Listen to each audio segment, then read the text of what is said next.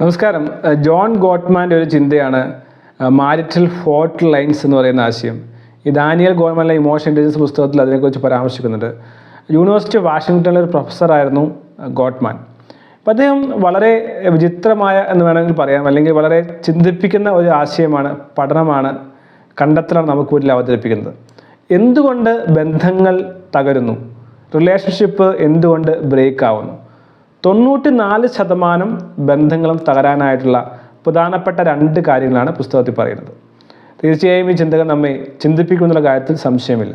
ഇത് വിവാഹ ബന്ധങ്ങൾ മാത്രമല്ല, വ്യക്തിബന്ധങ്ങൾ, സുഹൃത്തുക്കളായിരിക്കാം, കൂട്ടുകാരായിരിക്കാം, ഫാമിലി മെമ്പേഴ്സ് ആയിരിക്കാം, ഓഫീസിലെ മെമ്പേഴ്സ് ആയിരിക്കാം, ഭാര്യ ഭർത്താക്കന്മാരോ കാമുകിയോ കാമുകനോ ആയിരിക്കാം.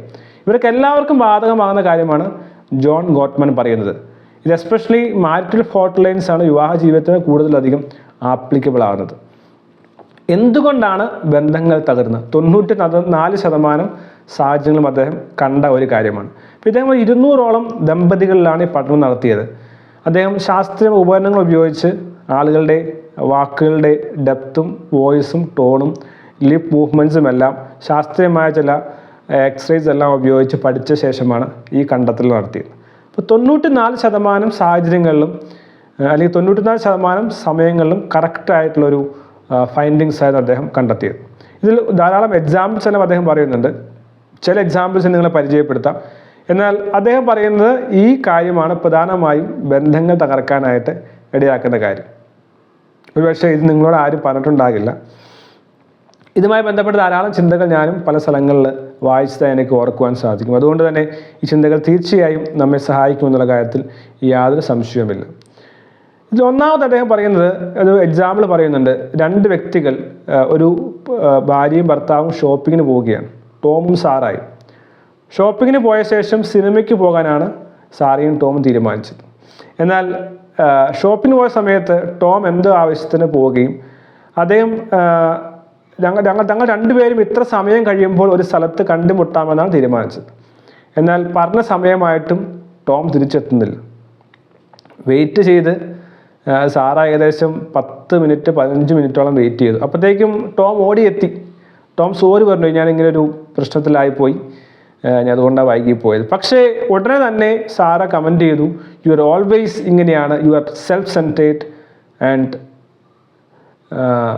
സെൻറ്റേഡ് ആയിട്ടുള്ള വ്യക്തിയാണ്, നിങ്ങൾ ഒരിക്കലും വാക്ക് പറഞ്ഞാൽ പാലിക്കുകയില്ല. ഈ വാക്ക് അദ്ദേഹത്തെ വല്ലാതെ കൊള്ളുകയാണ്. അപ്പോൾ ഇത് ഒറ്റ ഇൻസിഡൻറ്റ് മാത്രമല്ല, സമാനമായ ഇൻസിഡൻറ്റുകൾ. അപ്പോൾ നാം പറയുന്ന വാക്കുകളിൽ ഹാർഷ് ക്രിറ്റിസിസം ഉണ്ടാകുന്നത് ബന്ധങ്ങളിൽ വലിയ വലിയ വിള്ളലുണ്ടാക്കാനായിട്ട് സാധിക്കുന്ന കാര്യമാണ്. ഒരു സ്റ്റേറ്റ്മെൻറ്റ് പറയാം, ഈ സ്റ്റേറ്റ്മെൻറ്റ് ഹാർഷായി അതിനെ ക്യാരക്ടർ അസാസിനേഷൻ എന്ന് വേണമെങ്കിൽ പറയാം, അല്ലെങ്കിൽ ഗോട്ട്മാൻ അങ്ങനെയാണ് പറയുന്നത്. അത് നമ്മുടെ ക്യാരക്ടറുമായി ബന്ധപ്പെട്ട കാര്യമാണ്. Self centred, selfish, not keeping commitments. ശരിയോ തെറ്റോ ആയിരിക്കാം, പക്ഷേ ഈ ഹാർഷായുള്ള ക്രിറ്റിസിസം പലപ്പോഴും ബന്ധങ്ങളെ തകർക്കുവാനായിട്ട് സാധിക്കും. ഇപ്പോൾ ഗോൾമാൻ ഇതിനെക്കുറിച്ച് പറയുന്നത് എങ്ങനെയാണ് കമ്മ്യൂണിക്കേറ്റ് ചെയ്യേണ്ടത്, എങ്ങനെ എഫക്റ്റീവായി വികാരങ്ങളെ നിയന്ത്രിച്ചുകൊണ്ട് പാർട്ട്ണറോട് കമ്മ്യൂണിക്കേറ്റ് ചെയ്യാമെന്നുള്ള ആംഗിളിലാണ് ഗോൾമാൻ പറയുന്നത്. എന്നാൽ ഹാർഷായുള്ള ക്രിറ്റിസിസം ബന്ധങ്ങൾ ഇല്ലാതാക്കുന്ന ഒരു കൊടുങ്കാറ്റാണ് എന്ന് വേണമെങ്കിൽ നമുക്ക് പറയാം. ഈ ഒറ്റ വാക്ക് ഒരു ബന്ധത്തെ ഇല്ലാതാക്കുന്നതായും ഒപ്പം വലിയ വിള്ളലുണ്ടാക്കുന്നതായും കാണുവാൻ സാധിക്കും. നാം ചിന്തിക്കേണ്ട കാര്യമാണ്, ഈ പല പഠനങ്ങളും പറയുന്നുണ്ട്, നാം സംസാരിക്കുന്ന വാക്കിൻ്റെ ടോൺ, ശബ്ദം അല്ലെങ്കിൽ അതിൻ്റെ ടോൺ, ഇതാണ് പലപ്പോഴും പ്രശ്നമായി മാറുന്നത്. നീ അത് പറഞ്ഞത് ശരിയല്ല എന്ന് വേണമെങ്കിൽ നീ അത് പറഞ്ഞത് ശരിയായില്ല കേട്ടോ, നീ അത് പറഞ്ഞത് ശരിയായില്ല എന്നും പറയാം. ഈ ടോൺ വളരെ പ്രധാനപ്പെട്ടതാണ്. ഞാൻ ശരിയാക്കി തരാം ഇല്ലേ? ഈ ഒരു കാര്യം തന്നെ പല ടോണിൽ പറയുമ്പോൾ, പല മോഡുലേഷനിൽ, പല വോയിസ് റേഞ്ചിൽ പറയുമ്പോൾ ഈ ടോണാണ് പ്രധാനപ്പെട്ടത്. അപ്പോൾ നാം പറയുന്ന കാര്യം ക്യാരക്ടർ അസാസിനേഷനാണ്, അത് പേഴ്സണലി ഹാർട്ട് ചെയ്യുന്ന വാക്കുകളാണെങ്കിൽ അത് ബന്ധങ്ങളെ എന്നേക്കുമായി തീർക്കാനായിട്ട് ഇടയാക്കുന്ന കാര്യമാണ്. രണ്ടാമത്തെ കാര്യം ഗോട്ട്മാൻ പറയുന്നത് സ്റ്റോൺ വാളിങ്.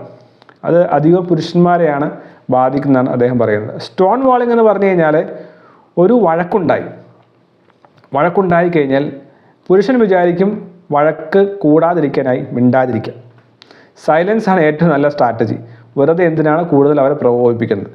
അല്ലെങ്കിൽ അവർ എത്രമാത്രം വഴക്കുണ്ടാകുന്നോ അത്രമാത്രം സൈലൻസ് അല്ലെങ്കിൽ ഒരു ഒന്നും കുലുങ്ങാത്ത വ്യക്തിയായി നിൽക്കുകയാണ്. പക്ഷേ സ്ത്രീകളെ സംബന്ധിച്ച് സ്റ്റോൺ വാളിംഗ് എന്ന് പറയുന്നത് സഹിക്കാൻ കഴിയാത്ത ഒരു കാരണമായിട്ടാണ് ഈ പുസ്തകത്തിൽ കാണുന്നത്. അവരെ സംബന്ധിച്ച് റെസ്പോണ്ട് ചെയ്യണം, അവരെ കേൾക്കുന്നതായി അവർക്ക് തോന്നണം, അവരെ പാസിഫൈ ചെയ്യാൻ, അവരെ കൺസോൾ ചെയ്യാൻ, അവരെ മനസ്സിലാക്കാനുള്ള എഫേർട്ട് മറ്റേ പാർട്ട്ണറുടെ പുരുഷൻ്റെ ഭാഗത്ത് നിന്ന് ഈ സ്ത്രീ എക്സ്പെക്റ്റ് ചെയ്യുന്നുണ്ട്. അപ്പോൾ അതുകൊണ്ട് ഡിഫിക്കൽട്ടായിട്ടുള്ള കോൺവെർസേഷൻ ചെയ്യാനായിട്ട് സാധിക്കണം. പലപ്പോഴും പുരുഷന്മാർ ഈ ഡിഫിക്കൽട്ട് കോൺവെർസേഷൻ ഒഴിവാക്കിക്കൊണ്ട് ആ സാഹചര്യത്തെ ഒഴിവാക്കുകയോ മാറി നിൽക്കുകയോ ഇറങ്ങിപ്പോവുകയോ വാക്കൗട്ട് ചെയ്യുകയോ ഗോസ്റ്റ് ചെയ്യുകയോ അല്ലെങ്കിൽ നിശബ്ദരാകുകയോ ചെയ്യാറുണ്ട്. എന്നാൽ ഈ ഇടഞ്ഞു നിൽക്കുന്ന വ്യക്തിയെ എങ്ങനെ ശാന്തമാക്കാമെന്നുള്ള അല്ലെങ്കിൽ ഇടഞ്ഞു നിൽക്കുന്ന വ്യക്തിയെ കൂടുതൽ പാസിഫൈ ചെയ്യാനുള്ള ഇമോഷൻ ഇൻ്റലിജൻസ് ഉണ്ടാകേണ്ടത് ആവശ്യമാണ്. ഓർക്കുക, രണ്ട് കാര്യങ്ങൾ.